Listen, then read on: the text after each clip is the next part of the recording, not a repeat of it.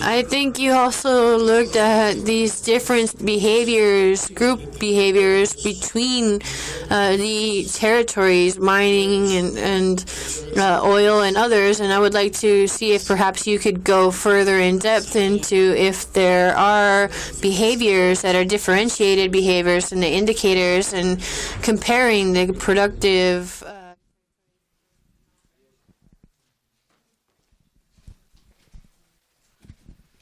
Yo, Sonte, quería preguntarte que si tuvieras que diseñar una investigación para poder cumplir con este objetivo de tener estudios más en interrelación, ¿cómo lo harías? ¿Cómo se tendría que hacer para empezar a generar este conocimiento que claramente nos hace falta?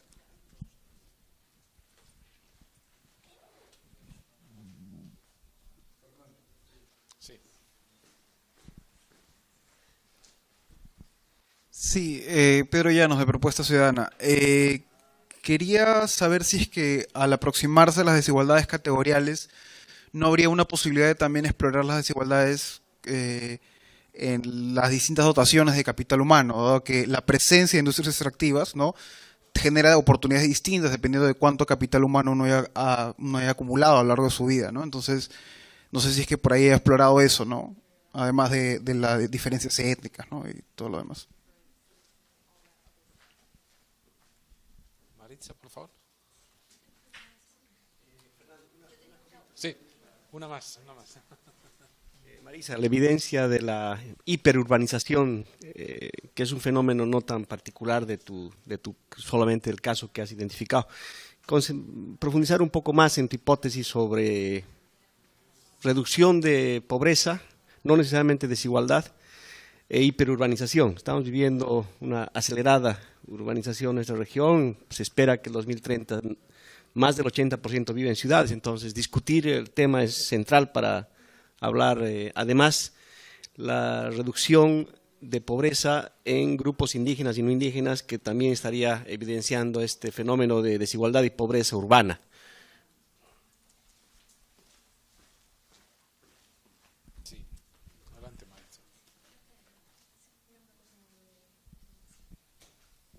Me hace el favor, Dana. Era una cosita solo muy breve porque me llamó mucho la atención tu última propuesta de ese tipo de desigualdad, ¿no?, en lo cotidiano y lo subjetivo, ¿no?, relacionada, ¿no?, con ese tema de cómo se percibe la contaminación y, digamos, la generación de confusión, dudas. Y quería saber si para llegar a esa conclusión, te habías basado únicamente en la experiencia de Espinar o también habías contrastado con otros estudios, por ejemplo, los de Javier Aullero, ¿no?, que tratan estos temas en sus investigaciones en Argentina.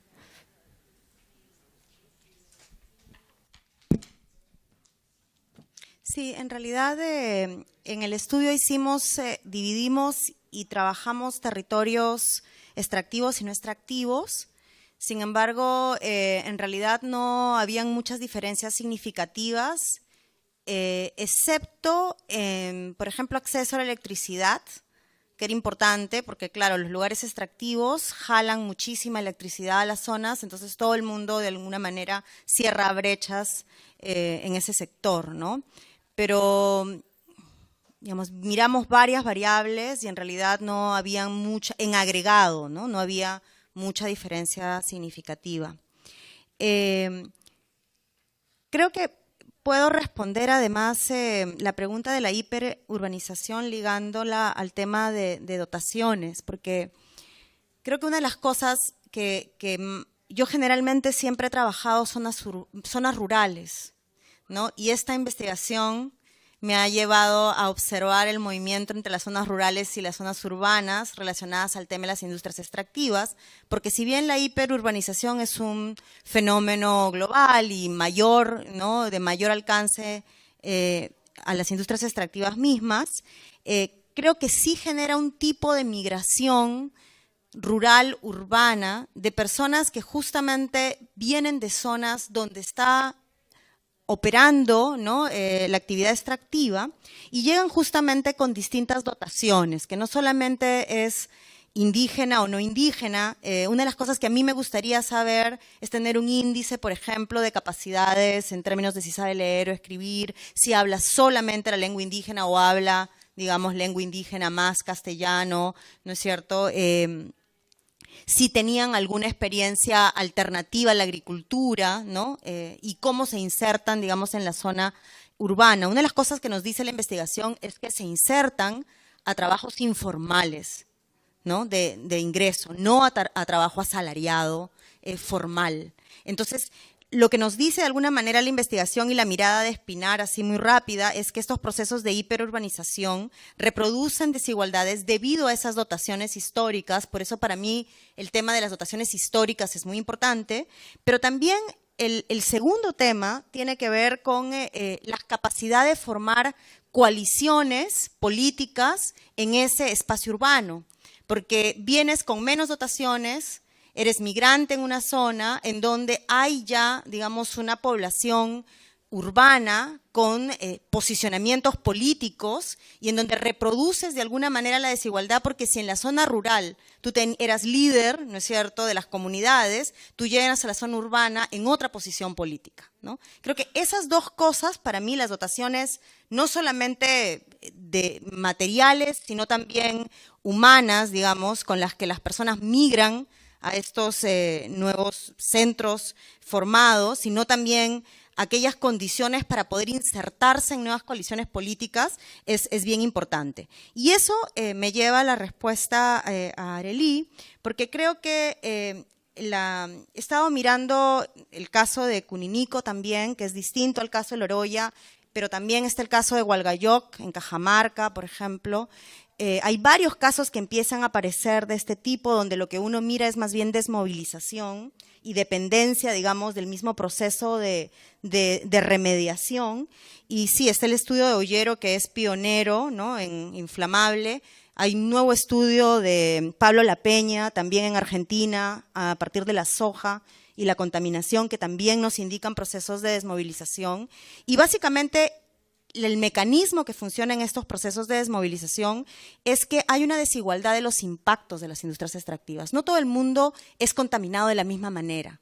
Entonces, la movilización que antes podía unir a las personas en función de mayores servicios o incluso de fondos fideicomiso para fondos de desarrollo, cuando algunos salen más perjudicados que otros, es mucho más difícil poder lograr movilizar poblaciones en su conjunto, y tienes dentro de la misma movilización espacios o grupos que están desmovilizados y más perjudicados para poder de alguna manera tener agencia, ¿no?, sobre la gobernanza y sobre las industrias extractivas. Entonces, eso, básicamente. ¿Y qué tipo de investigación? Yo creo que hay que hacer investigación de casos. O sea, creo que deberíamos mirar la diversidad de procesos de urbanización que han habido, ¿no?, las dotaciones justamente distintas que pueden haber, y pensar un poco en la diversidad, porque si bien son procesos que se dan en distintas partes, las pistas de por dónde algunos grupos lo han podido llevar mejor o no tienen que ver con la diversidad de esas dotaciones, ¿no? Y bueno, me disculpo, voy a tener que retirarme. Disculpe. Gracias, Maritza.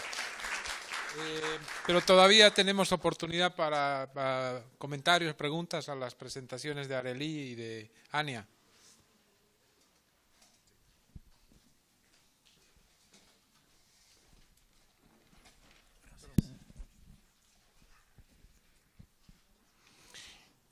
Sí, una pregunta para Arely. Cuando se hablaba un poco de la nueva fase, o sea, el nuevo extractivismo, mencionaba lo relacionado a los espacios de participación ciudadana, principalmente en mujeres, ¿no? Yo no sé si en los estudios realizados o consultados hay una diferencia entre mujeres indígenas y no indígenas en cuanto a la participación, ¿no? Un poco compartir, por ejemplo, que en el caso guatemalteco, las que están al frente realmente de la defensa del territorio en la participación ciudadana son mujeres, tanto indígenas como no indígenas, ¿no? Entonces quería un poco que pudiera profundizar en esa línea, ¿no?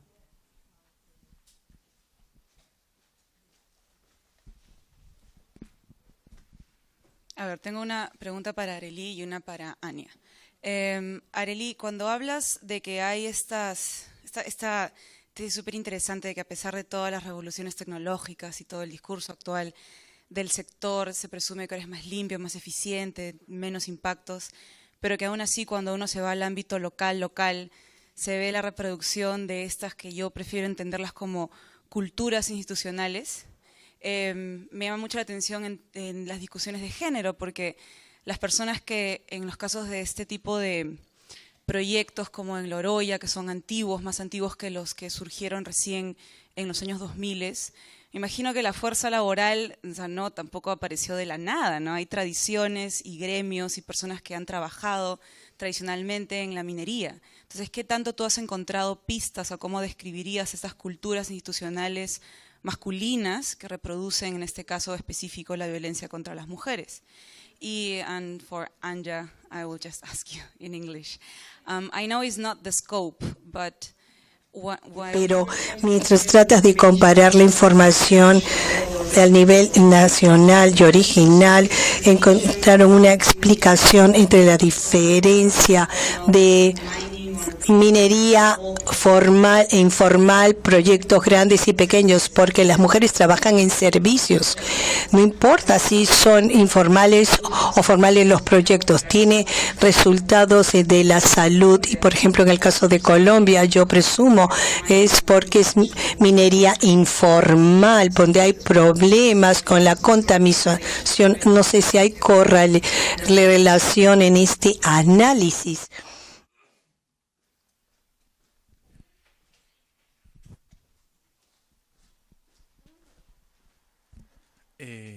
Mi nombre es Juan José, de Grupo Faro, Ecuador, y mi pregunta va un poco más, no conozco mucho sobre el tema, hay discusiones, he estado en discusiones sobre el mismo, y no sé qué tan similar o parecida es la dinámica, no sé si ustedes lo saben, en el sector petrolero. Ecuador es un país petrolero, hay minería artesanal por el momento, están queriendo despegar con la industria minera a gran escala desde hace ya 5 años, pero no despega. Entonces quisiera conocer si es similar la dinámica, porque en conversaciones en las que he podido estar, mencionan que la industria petrolera no es intensiva en mano de obra, digamos. Entonces que realmente no sería una problemática, pero yo no sé si realmente lo es.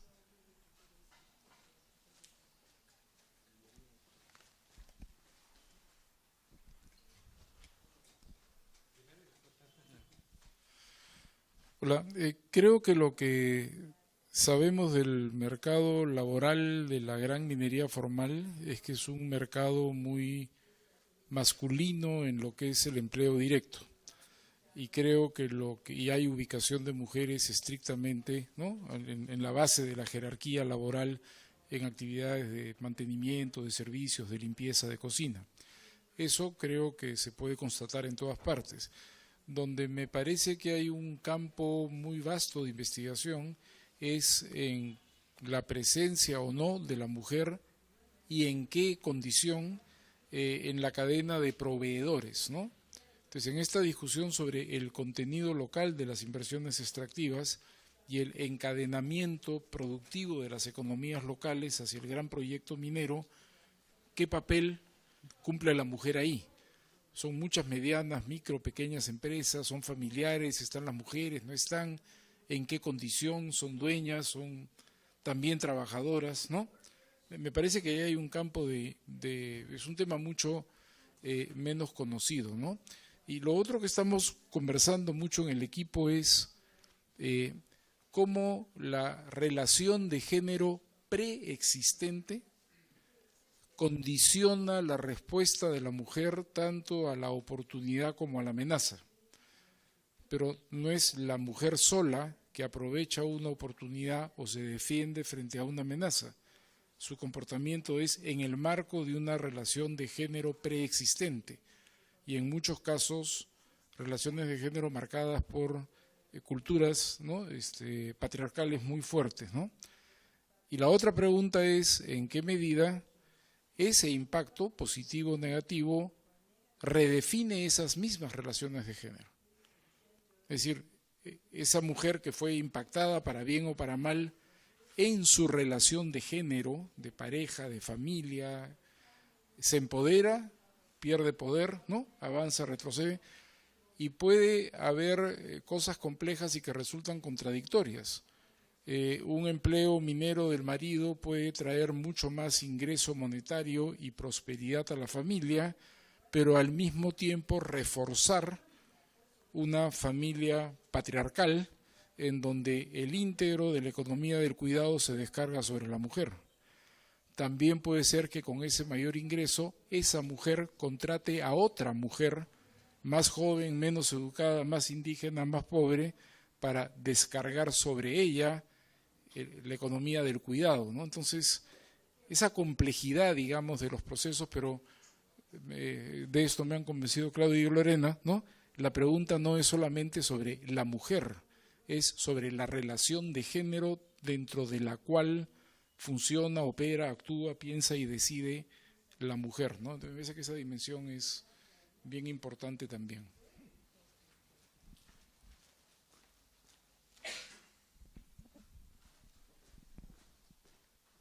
Gracias. Sí, una pregunta para Arely, otra para Anya. Arely, me gusta tu concepto tridimensional de la igualdad y te quería preguntar un poco sobre tu evaluación más bien negativa de los mecanismos de participación y el contraste entre el nuevo y el viejo extractivismo. Venimos hablando todo el día, uno de los grandes avances en términos de la normativa, por lo menos, ha sido este impulso hacia la participación social en la consulta previa, empezando por grupos indígenas, después extendiéndose a otras comunidades y todo, y en particular en temas de género, y un poco en contraste a lo que acaba de decir Carlos, que también lo adelanta el compañero de Guatemala, que según entiendo yo, en Guatemala en particular, las comunidades indígenas en estos temas de participación y de consulta y de todo, las mujeres han tenido un protagonismo bastante importante. Y entonces la pregunta era si tu evaluación negativa es en relación, digamos, a un ideal donde la participación es plena y súper democrática y efectiva y todo, o si es no en comparación a lo que venía siendo no la historia de poca participación con menos efectividad. Y para Anya, I had a question about your slide on the data. Slide de los datos que mostraste donde había el efecto positivo en el trabajo en el sector de servicios para mujeres cuando estaban cerca de las minas. Yo me pregunto, ve que los resultados fueron negativos, pero no uno, pero no importantes estadísticamente, pero si confiaste en los resultados negativos, porque si confiaste en ellos, esto sugiere que en términos de inequalidad en especial hay un efecto donde las mujeres que viven cerca de la mina trabajan en el sector de servicios, pero esto hace más difícil para las mujeres que están afuera de la mina, reduce la participación de estas. Yo creo que las cifras son más altas cuando el círculo es más alto que el número de mujeres que viven cerca. Esto sería un efecto negativo, a pesar de ser un efecto positivo vivir a 10 millas de la mina. Una consulta sobre el tema del viejo y el nuevo extractivismo y qué tan distintos son y los impactos que generan. A mí me da la sensación que habría que cruzar ese análisis, viejo y nuevo extractivismo, digamos que además es un discurso muy empresarial, ¿no? Nosotros somos los nuevos, nos diferenciamos de lo que pasó antes, ¿no? Con el análisis que alude al tema de las generaciones de extractivismos que hay, ¿no? Porque si cruzamos la variable, las distintas generaciones de extractivismo, la minería colonial, primer extractivismo, primera generación, la segunda generación minería en socavón con poca tecnología, tercera generación ya grandes volúmenes y cielo abierto, y la cuarta generación, digamos, de todo este tema de la fractura hidráulica, etcétera. Digamos, estamos hablando de intensidad, ¿no? De volumen, y por lo tanto el tema de impactos tiene otras dimensiones, ¿no? Entonces, el discurso de nueva minería, ahí como que pierde, porque estamos hablando efectivamente de dimensiones, de magnitudes que tienen impactos enormes, ¿no? Entonces, yo creo que la variable de hablar de las distintas generaciones de los extractivismos me parece que es una variable clave para medir verdaderos impactos, ¿no? Bueno, creo que son todas Una más. Thank you. Miles Litvinov from Publish What You Pay UK. En Publish from UK, pregunta Ania, en tu investigación has visto los análisis del impacto de gastos subnacionales de los ingresos para el bienestar de las mujeres y las inequidades.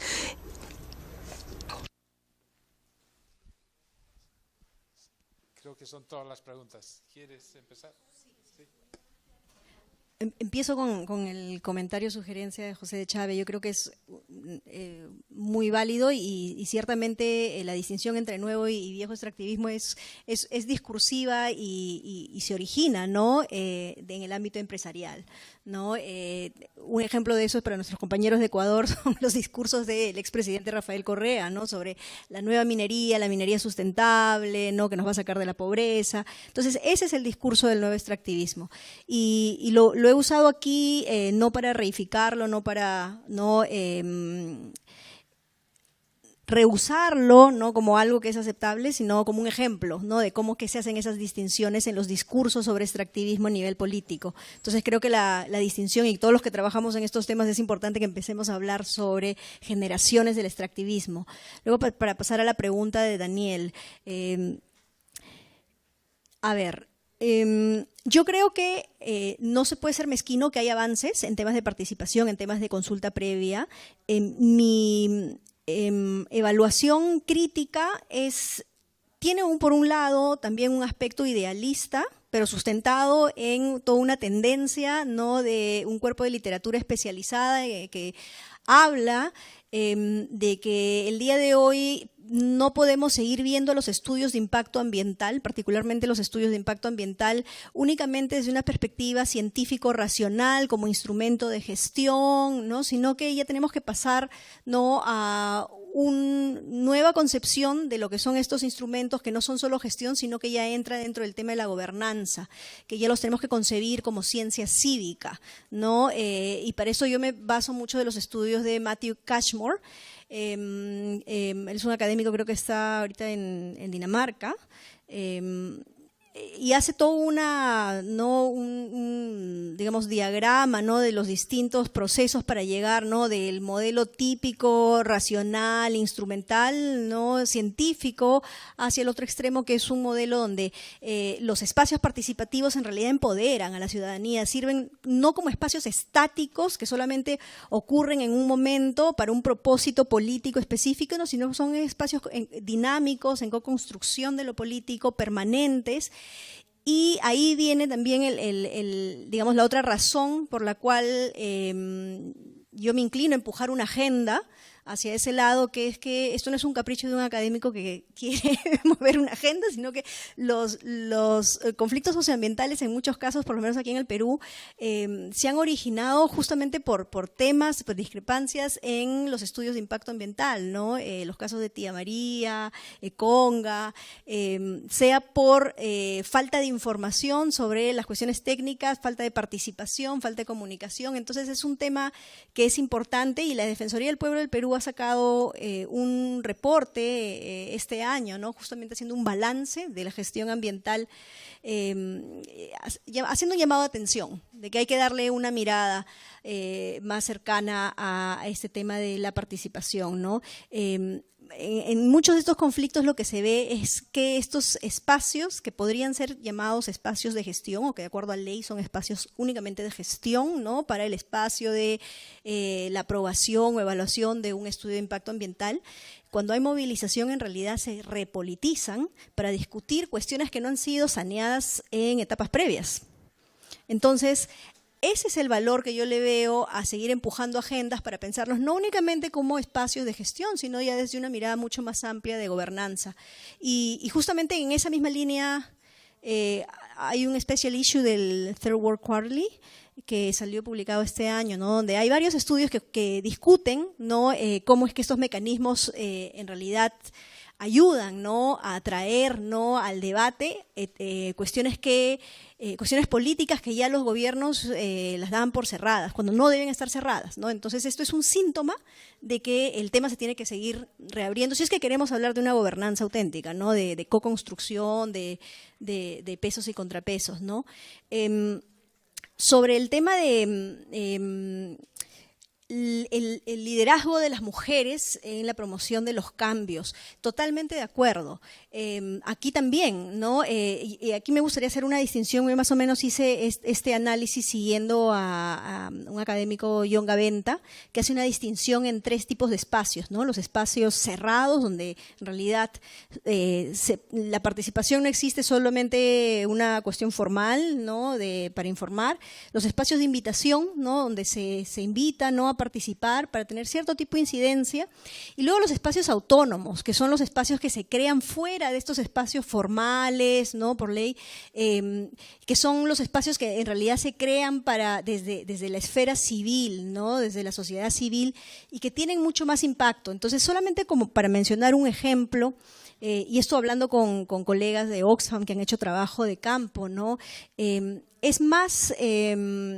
hay más probabilidades de que una mujer pueda tener impacto o incidencia, ¿no?, y participación en toma de decisiones, en distintas, ¿no?, cuestiones discutidas en un proyecto extractivo, cuando forma parte de un colectivo, ¿no?, los grupos de mujeres. Entonces, es importante también no solamente hablar, ¿no?, de los impactos de género, sino también visibilizar las agencias, ¿no?, los liderazgos que tienen las mujeres. Incluso en el caso de La Oroya, que es uno de los casos, como digo, representativos de la minería a gran escala, desde el siglo pasado, las mujeres también tuvieron un rol muy importante, ¿no? Los comités de damas, cuando se dio este tema de la asimilación cultural, los comités de damas salieron para también defender, ¿no?, sus formas, ¿no?, sus costumbres, sus formas de vida.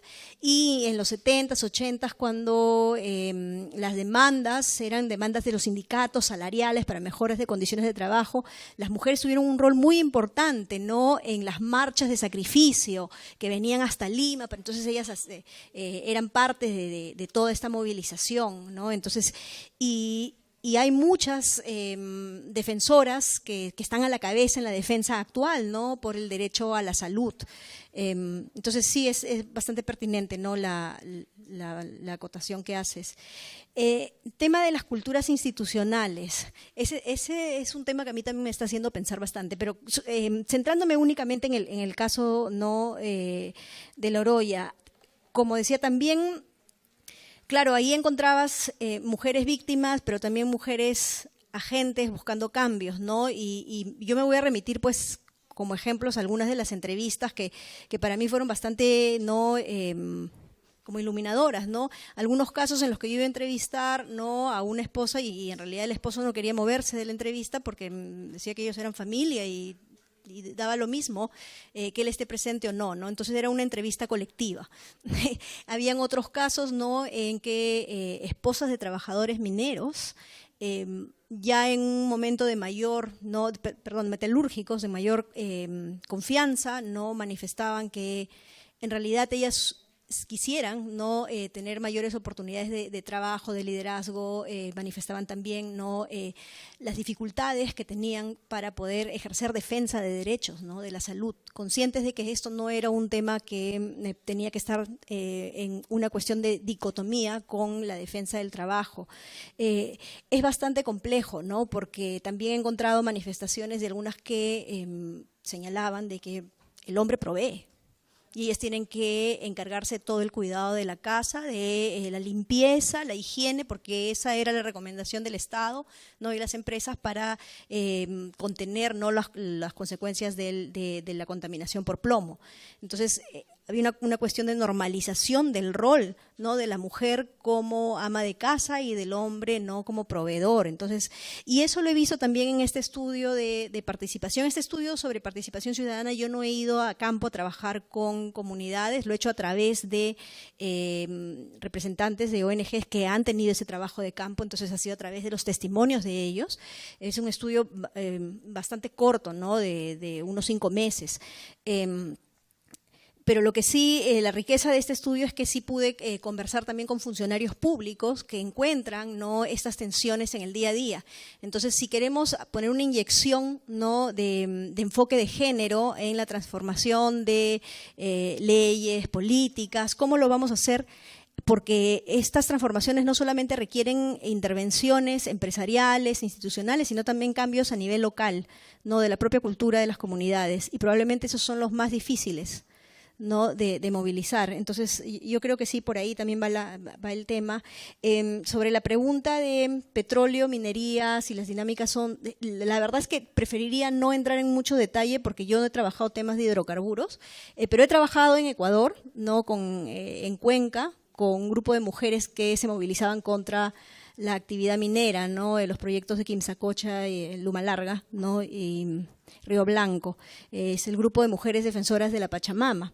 Y era muy interesante, yo siempre les hacía la pregunta de por qué no tomaban, por qué sus redes no se construían dentro del mismo Ecuador con los grupos que vivían, los arayáculos, que habían vivido, ¿no?, las consecuencias de la contaminación de petróleo. Estas mujeres, estos grupos antimineros venían a mirar al Perú, hacían un tour, habían hecho varias veces tours para ver las zonas de contaminación minera y, bueno, a la Oroya sobre todo, ¿no?, y ver, bueno, estos son los impactos de la gran minería, son los impactos que no queremos no reproducir, obviamente porque no son actividades distintas, pero siempre me llamó la atención de por qué no construían más esas redes, ¿no?, con los propios casos de impactos de extractivismo, pero en el sector hidrocarburos. Luego no sé si me olvido, creo que…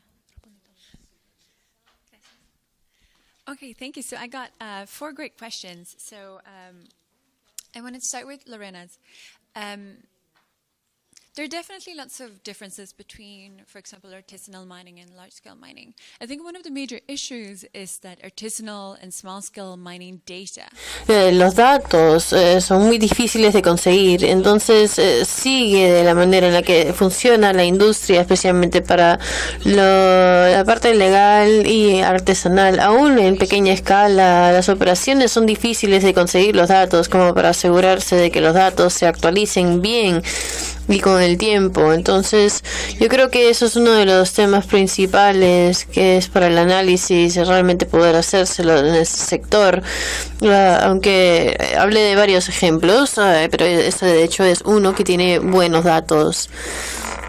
Y mi trabajo de campo, de tanto escala pequeña y grande y artesanales, muestran diferentes efectos y a estos sitios de minería artesanal donde existen lagunas de mercurio, esto simplemente en práctica esto es horrible y eso no significa que los efectos de salud de la minería de gran escala tengan, siempre a veces tienen accidentes y son bastante similares de varias maneras y es negativo. Entonces, definitivamente hay muchas diferencias y yo no creo que seamos capaces de medirlos en este momento, pero sabemos por este trabajo cualitativo, de hecho. Y Carlos, me hiciste una muy buena pregunta sobre alguna condición preexistente en la cultura y si es que pueden determinar qué es lo que le sucede a las mujeres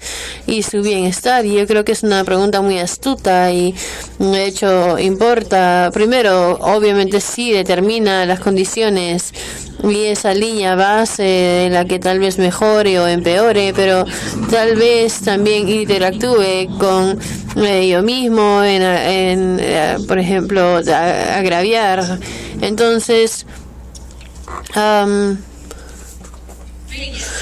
realidad, sí, las mujeres tal vez estén mejores si es que sus familias o si sus esposos ganan más dinero, la casa va a estar mejor y en términos monetarios, y eso también podría afectar el bienestar de las mujeres, pero como lo dicen, si es que las mujeres, si las esposas si los esposos ganan más, las esposas podrían ganar menos si no tienen acceso a los recursos y a la toma de decisiones, y eso podría bajar aún más. Y es difícil de entender exactamente cuál de estos dos efectos sería el dominante, porque lo más probable en todos los casos estén ahí.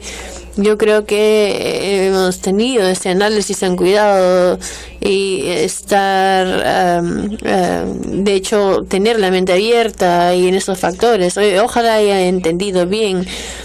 Si no lo haya entendido, por favor, de nuevo la pregunta. Pero Daniel, tal vez la respuesta a su pregunta podría ser sí.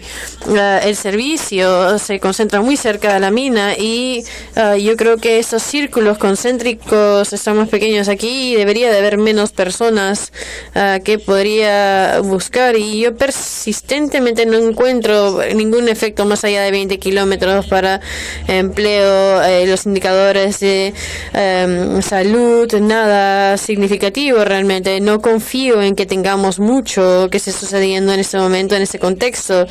El único resultado que sí he visto un poco más lejos en cualquiera de mis estudios sería para la agricultura, y he visto un incremento en la agricultura entre 22 y 40 kilómetros, potencialmente, que podría indicar que hay algún cambio en la producción de la agricultura y la parte periférica y el incremento en el centro, pero no puedo estar seguro, pero es lo único que he visto tan intuitivamente.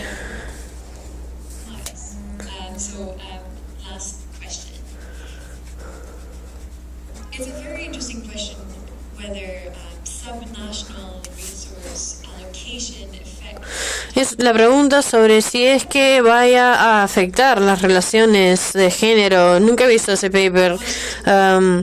Hemos visto los recursos y cómo afecta la desigualdad, y una de las presentaciones del día de hoy es el estudio del Perú sobre el distrito y los niveles de desigualdad, y que yo sepa realmente no hacen ningún reclamo sobre género y cómo puede diferir. Y hay otro paper que habla sobre la desigualdad y habla sobre Chile, que producen cobre, y yo no creo que lo hagan tampoco. Así que yo creo que han identificado un área en el que realmente intentan aprender más, porque los ingresos fiscales pueden ser muy, muy importantes y deberíamos entender cuáles son los efectos que tienen. Y creo que es todo. Gracias. Bueno, hemos llegado al final de la jornada.